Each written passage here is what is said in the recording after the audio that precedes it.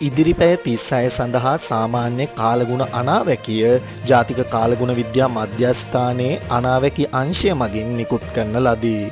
2025 ජූනි මාස 23 වන දින සවස 4ට නිකුත් කරන ලදී. සබරගමුව පළාතේත් මහනුවර සහ නුවරඑළිය දිස්ත්‍රික්කවලත් විටින් විට වැසි ඇතිවේ. බස්නාහිර සහ වයඹ පළාත්වලත් ගාල්ල සහ මාතර දිස්ත්‍රික්කවලත් වැසි වාර කීපයක් ඇතිවේ. ඌව පළාතේත් අම්පාර සහ මඩකලපුව දිස්ත්‍රික්කවලත් සවස් කාලයේදී හෝ රාත්‍රී කාලයේදී ස්ථාන ස්වල්පයක වැසි හෝ ගිගුරුම් සහිත වැසි ඇතිවිය හැක. මධ්‍යම කඳුකරේ බටහිර බැවුම් ප්‍රදේශවලත් උතුරු මැද සහ වයඹ පළාත්වලත් ත්‍රිකුණාමලය සහ හම්බන්තොට දිස්ත්‍රික්කවලත් විටින් විට හමන පැයට කිලෝමීටර් 30ත් පැයට කිලෝමීටර් 40ත් පමණ තරමක තද සුළං ඇතිවිය හැක.